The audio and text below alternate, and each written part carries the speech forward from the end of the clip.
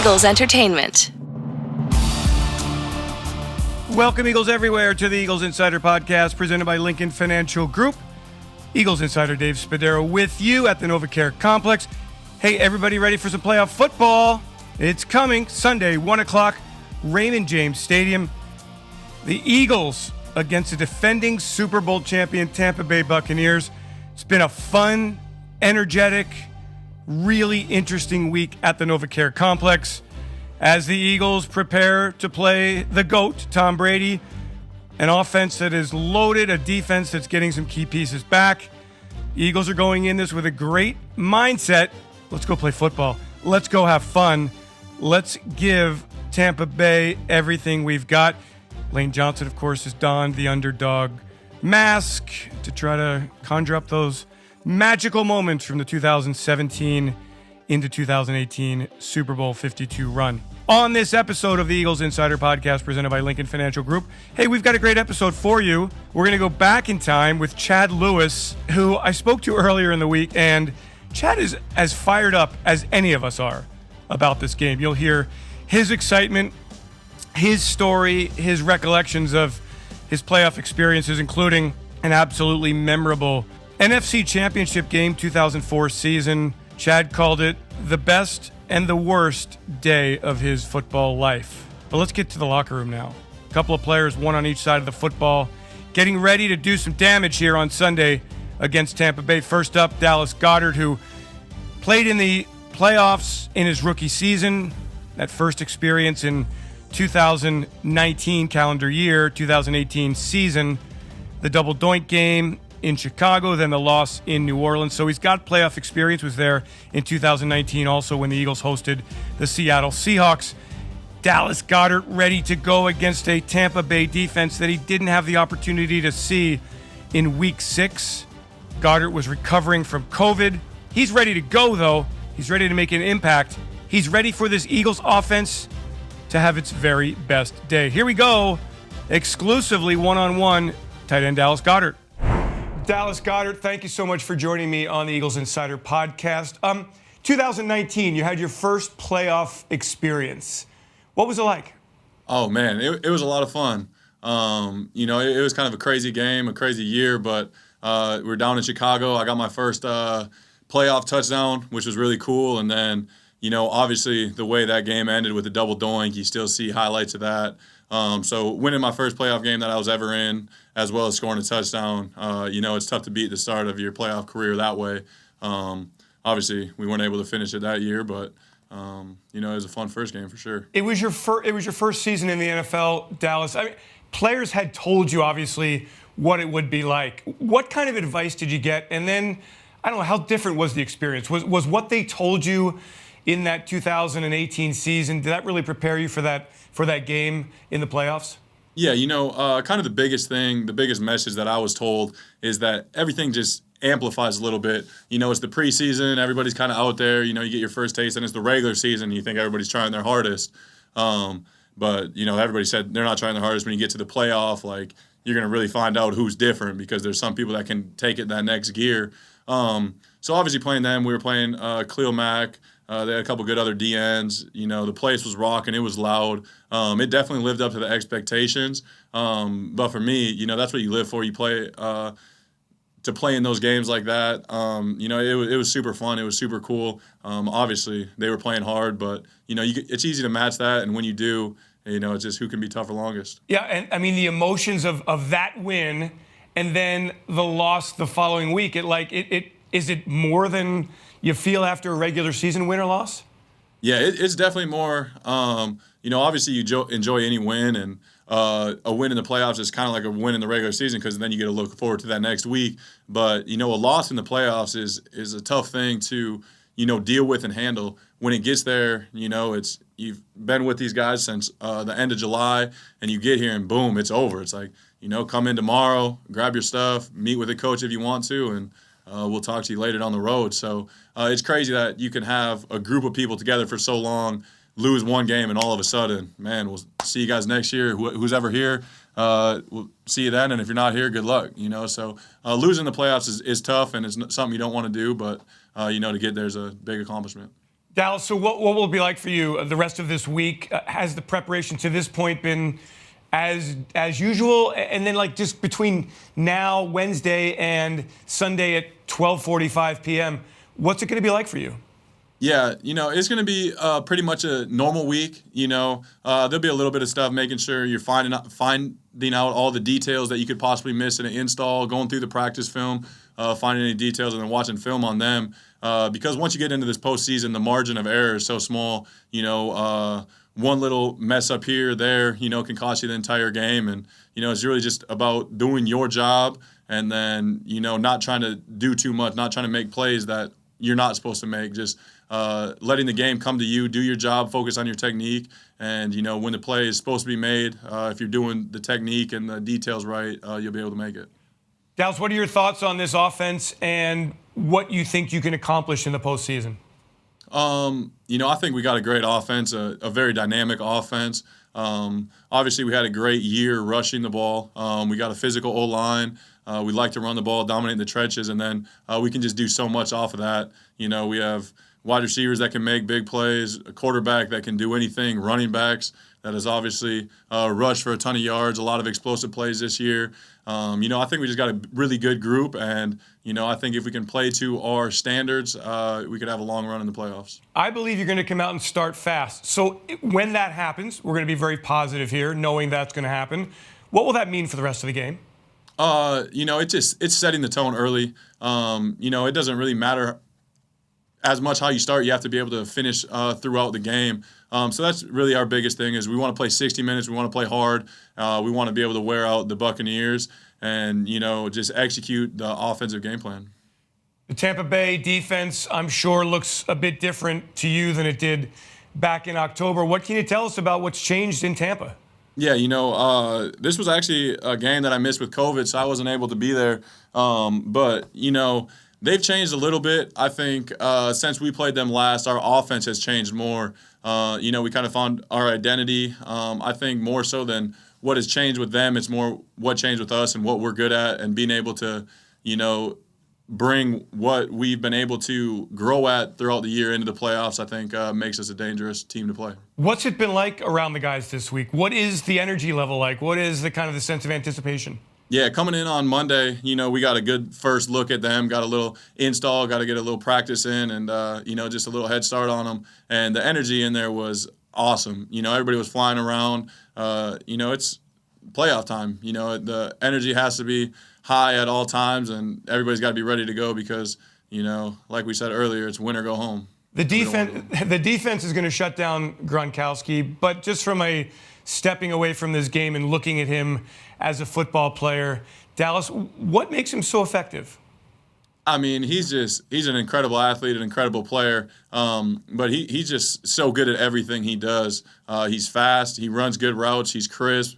And then in the blocking game, I don't know about it as much, but when he was younger, he was a dominant blocker. He would roll people off the sidelines, things like that. And then anytime you just have his mindset, his nastiness, when he gets the ball in his hand, it's a dangerous sight. DBs, nobody really wants to tackle him, and he definitely uses that to his advantage. Is there a mindset that this team is kind of galvanizing us against the world kind of feeling?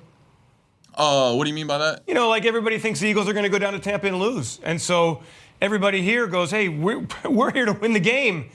So it's us against the world. Yeah, I guess you could say that. I don't really look too much on what the world's thinking. I have high expectations. I know this team is planning on going down there for a win. So I guess we can shock the world if nobody thinks we're going to do it. I love it. Dal, so like for Jack Stoll, like what kind of messages do you have for him this week? For me, I'm just going to kind of keep it light with him. I love the way he attacks the week. He's good with whatever I tell him he's doing. So I'm just going to tell him to keep it light. Don't make it more than it is. Just be ready to go when the time comes. I love it. Dallas Goedert, thank you so much for joining on the Eagles Insider Podcast. Good luck on Sunday against Tampa Bay. Thank you. Thank you. On the defensive side of the ball, one of the big differences between the Eagles then and now on the defensive side is TJ Edwards. TJ Edwards was not a big part of things. He played 24 snaps in that first game against Tampa Bay. it was kind of Eric Wilson's job. The Eagles were starting to phase out Wilson and phase in TJ. Even though he started, he just didn't play a ton. Now he's out there for every snap, and he's done a terrific job. And on Monday, we spoke as the team got back from its kind of day off there on Sunday, the bye week, if you will, many starters resting from the Cowboys game. TJ Edwards ready to go, and he really conveys the excitement level in the locker room as the Eagles got back to the NovaCare Complex. He's looking forward to the challenge of playing Brady and a very, very good Tampa Bay offense. TJ Edwards, you're just off the practice field on Monday. I wondered, first of all, if you can capture kind of the mood of the team. What's the level of excitement like there? Yeah, I mean, the level is, it's really high. We just kind of getting everyone back in the building and getting on the practice field. You can just feel the energy and the excitement, and everyone just getting ready to start the process of the week and be on top of things. And you could just see everyone flying around and having fun, just being back out there. And so the energy is really good right now. You've experienced this before. I wonder what you took from 2019, and certainly not in the same role you are now, but what it was like then and what that experience means to you now. Yeah, I think even just going in, my rookie year in 2019 and going in the playoffs, I remember the vets, telling everyone and preparing everyone that, playoff football is a whole different beast. And, as good as everyone is in the NFL, the level has turned up even more, and you could feel it in that game in 2019. So I think just the message is kind of the same, that, we're playing really well right now, but we got to, press even harder and also, make sure our energy is even higher and we're on top of our job even more, just because, playoff football is a whole different beast. And we're just really excited to get going and, have everyone flying around. And, we're excited for the task. So, TJ, I guess, for the fan, they would go, oh, my gosh, that must be so hard to kind of keep doing the things you've been doing, but doing better. Is it a difficult transition going from playoffs, just in terms of the prep time, regular season to playoffs? Not necessarily. I think just what we've done so well here is, Coach Sirianni just keeping the message the same and keeping the process the same, so that we know exactly what to expect, and we know how to attack our preparation and how to attack our bodies in terms of just recovery and making sure we're ready for the game this week on Saturday. And I think that's kind of the best thing that we're doing right now, is keeping the process the same and just keep on working and keep doing what we're doing and keep riding the momentum that we have at the end of the year. Okay, so it's Tampa Bay. We know that. Sunday, 1 o'clock. It'll be a little bit warmer down there, so you'll hydrate a ton, I'm sure. Yeah. First time around Tom Brady, the first time you ever saw him. What was it like? What kind of quarterback was he when you actually got to get on the field against him full time and see him in action? Yeah, just going off of the game this year, when I had a little bigger role than I had when we played him when he was in New England. But no, he's the commander. He's out there and he does everything for them, and you can feel kind of, at first, just his presence and everything like that. But at the end of the day, we got a job to do, and it's to make him as uncomfortable as we can. And I know everyone's really excited just to go out there and you want to play the best. So to get the best in the first round is awesome, and we're really excited about the challenge. What did you think of your defensive performance back in October? I thought it was, just obviously some things that we wanted to clean up, some things we didn't execute, and some things that, we just weren't on the same page with. But just looking kind of back at that game and seeing how far we've come from that game in October to where we're at now, it's awesome to see just kind of how we've evolved, and the growth and the connection of the team and the connection on the defense, and the chemistry has grown so much. And I think that's why, you saw our play start to pick up, later in the year. But we're a different team than we were in October, and so are they. So I think that's the really exciting part is, we're both at our best right now, and we get to see who comes out on top. One of their big weapons is Gronk at tight end, like power forward kind of guy, like box out. Like, what makes him so good? Yeah, kind of like you said, he's just a big physical dude, and he knows how to use his body well with routes. And the big thing this week is just after the catch, he's really good at making people miss, and also just running through guys and dragging people and getting a lot of yards after contact. So it's going to be, similar to kind of what we've had to do in the past weeks in terms of just getting people to the ball and making sure we're targeting the right body part when we're tackling, not going too high, and trying to make him uncomfortable as well. He's been a really good player for a really long time for a reason. So, we're going to have to be at our best to beat this team. That's for sure. TJ, do you think that people out there, I don't know, like outside the building, outside of us, do you think people take the Eagles lightly in any way? Honestly, I think just with the aura of Philly in terms of, we're hard nosed, we're tough, and we'll scrap to the end. I think, past couple years hasn't been as strong, and I think the best part about what we do is we just keep the focus, what we're focused on. We don't really care too much about how people view us. We know that we're going to go out there and fly around and we want to play our best ball every single week, and that's really all we're kind of focused on, to be honest with you. So tell me what Tampa, they're different, obviously, and no Antonio Brown, no Godwin. They'll have Gronk. I know it's early in the week, but do you get a sense of just how much different that offense is? Yeah, I think they're different just in terms of how they're deploying people. And, obviously I think, Tom is just what makes them go. And he's always getting them in the right play, the right check, and making sure that, they're getting out of things when they need to and they see certain looks. So it's all going to be about, kind of a mind game early in the down. And then when we get to it, just kind of playing how we've been playing. And that's, physical, flying to the ball, and making sure that we try to get 11 hats to the ball every play. So I think in that sense, it's not going to change much in terms of we have to play our best game and play our rules against a team where we have a good idea just because, we played them a little bit, but we know that we're going to see a lot of things that we haven't seen from them. So just kind of being prepared for everything as well.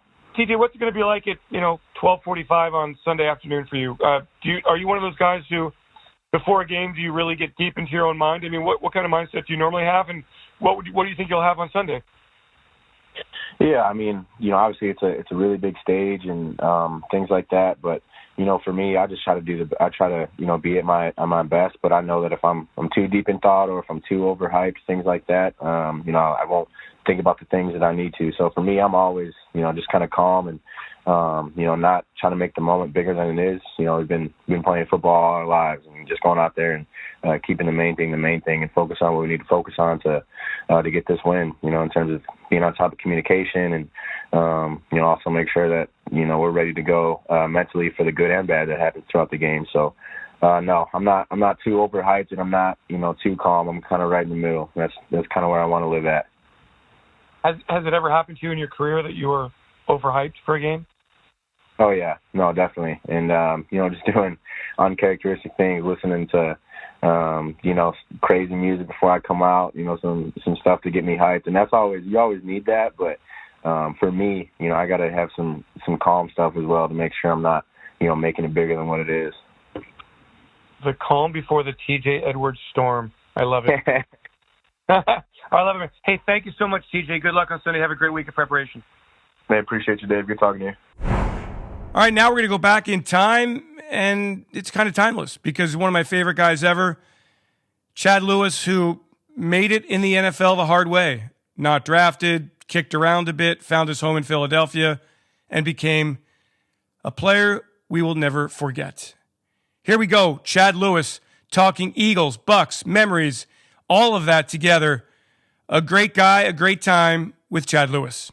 Chad Lewis, you are one of the Eagles' heroes of playoff lore, so I very much appreciate you joining me here this week. And I want to catch up on things that you've got going on, but I'd like to know, if you can recall back when you transitioned from regular season to the playoffs, how much of a rush is that? What's it feel like?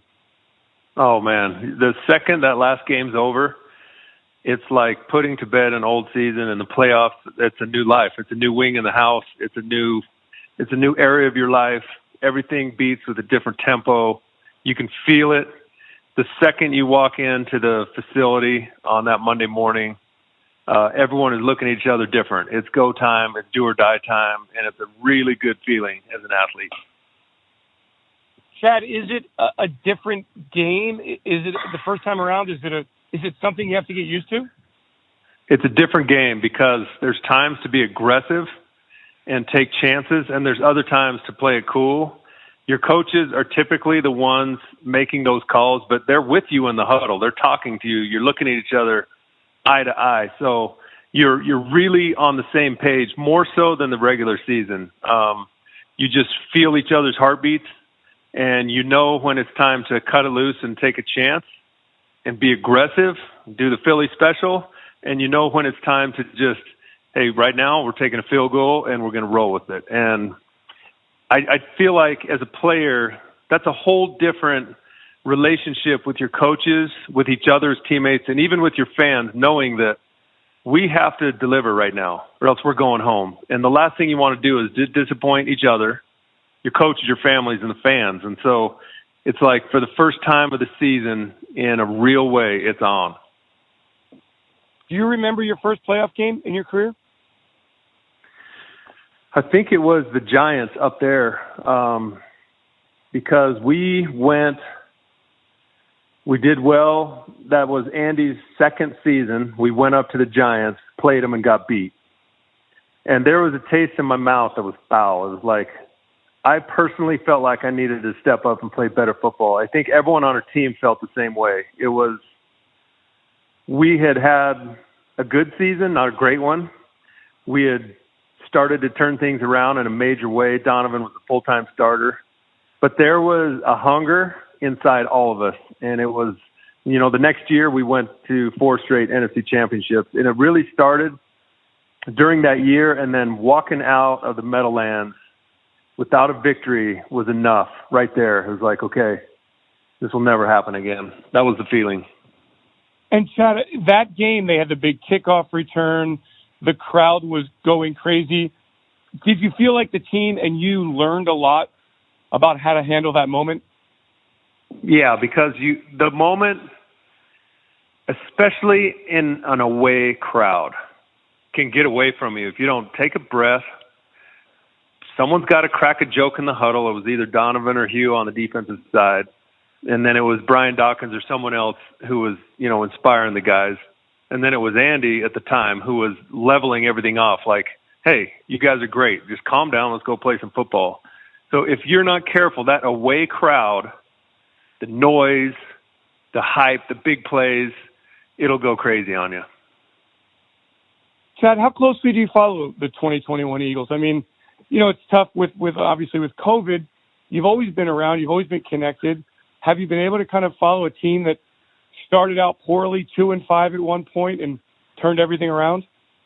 Yeah, I've watched the whole season. I'm excited for Jalen Hurts, especially this week. Going to have a nice little changing of the guard. Tom Brady's had his run. He's the best. I mean, what he's done is I don't think anyone's ever going to compete or compare or outdo what he's done. But I just feel like Jalen is a special player and person. Like, his heart is massive. He plays with a presence. He did in college. He's done it in the pros. I feel like guys believe in him, and I can't wait for them to go down to Tampa Bay and let him have one of those moments that an athlete like him is going to have. And hopefully it's this weekend. I hope not until next season, but hopefully it's this weekend where he becomes Jalen Hurts in the NFL. Chad, there's also, a good number of players on this team and every team that did it the way Chad Lewis did it. Not a heralded guy, got cut, bounced around before finding your footing. And I wonder, why do you think you made it when others who have been in that situation, others who have been drafted higher, been bonus babies, why they didn't make it? Why did you make it in the NFL? Yeah, great question. I was heralded just within my own family. The NFL had to find out who I was. And so as a college football player, I walked on to the BYU football program. I ended up having a really good career. I developed into a good tight end. And so when it came time to be drafted and I wasn't, I knew the drill down to the pain of getting looked down on as a walk-on. I learned how to prove people wrong. I learned how to earn their respect. I wasn't thrilled at the time about doing it again. I would love to have been drafted and put some money in the bank for my family. But immediately I was able to fall back on what I already knew and what I'd already been through. So I knew what it would take to make the team as an undrafted player. Ty Detmer was the quarterback. He gave me great confidence. John Gruden was the offensive coordinator. He also gave me great confidence. Juan Castillo, my tight ends coach. I had people around me that were telling me from the very first day of minicamp that I was good enough to be there. I was going to make something happen. And I was pumped from the day I got to Philly, that first minicamp, until my last game in Philly. I feel like I gave it everything I had. And I cherish the fact that I was one of the lucky undrafted free agents, that got to be my story. And it's blessed me for my life since, learning how to bootstrap it and go for it. It's an amazing story. And look, I mean, I guess the bittersweet moment was, of course, the NFC Championship game against Atlanta. Touchdown catches, injury. All in all, Chad, what was that experience like then? And now that you've got the perspective of 17 years ago, what is it like now? Yeah, I wouldn't change a thing, even though that was the best, worst day of my life. Going to the Super Bowl as a Philadelphia Eagle after everything we'd pushed was the most satisfying and thrilling athletic moment of my life. And to do it with all the guys and coaches and fans and city that I love so much, it was like it could not have been better. I would have loved to have been the MVP in the Super Bowl. That would have been a blast. I don't know if there's been other tight ends. I was just thinking, let's do it. I wanted to beat the Patriots in Super Bowl 39. I wanted a ring. All of that hurt, but looking back on it now, these years later, I'm grateful, especially for the relationships. You hear that from so many players that when they leave, it's the relationships they care about the most, and that's true. But I think people think of it when they make that comment of only people, that they're talking about people relationships. But there's a relationship that we had with Philly that was just as strong. Philly's a gritty, tough, blue-collar, punch-in-the-mouth city. I have a relationship with that. And also my neighborhood where I lived in New Jersey, those neighbors that I had and the church congregation I went to, I have a relationship with those people that's forever. And the game of football, I learned so much, especially, on those runs that we made with Donovan and Brian Dawkins and Andy Reid. I have a relationship with that. So I think when football players say they miss the relationships, that's part of it. The city, the people, the huddle, the heartbeat, all of it. So that's what I miss. Chad, what keeps your competitive fires going these days? Oh, my gosh. Typically it's golf with my friends. I work at BYU full-time, and I'm the director of the fundraising team. And so I'm always around athletics, specifically BYU athletics, football, basketball, all the rest of the sports. And then outside of sports, it's with my friends and family. It's playing golf. And so to challenge yourself in a game where you can never be perfect, it always punches you in the mouth, but it's so much fun. That's probably the greatest place. And then each morning I ride my bike or do whatever to stay healthy, and that's part of the challenge too. Like I wrote so many checks with my body in football that I have to cash one day. And I just think by staying healthy, the deposit and the withdrawal is going to be less painful if I just stay as healthy as I can. So that's my competition right there is just staying healthy. Amazing. Life sounds like it's been great to you. Look, I married the greatest girl in the world, and so we've had 7 kids. My son-in-law he's been with the Raiders all year as a tight end, and the Chiefs just signed him. So my son-in-law is playing for Andy Reid, Tom Melvin, Greg Lewis, Eric Bieniemy, Rick Burkholder. I mean, it's nuts that a member of my family is in an organization that I've bled and died for, the Chiefs, those people. So it's been cool. Yeah, that is amazing. And then that's really amazing. I guess finally, kind of a similar vein in a sense, Tom Brady is the opponent on Sunday for the Eagles. I mean, right? Like you marvel at everything that he's been able to do all of these years long. 31 teams and their organizations and their entire alumni marvel at what that guy's done. The longevity, Steve Young said it best last year when he said, I can't believe he wants to do it after all this time. Like, he still has the desire after more than 20 years to put up with, some of the crazy stuff. But the guy's amazing. He still throws a perfect football. He's a great leader.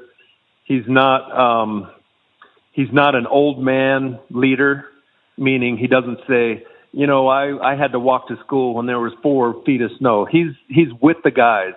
And as soon as he loses that, he's out. But that's the miracle, is he still has it. It's just incredible. Well, it's time for him to lose again to the Eagles. Chad, thank you so much.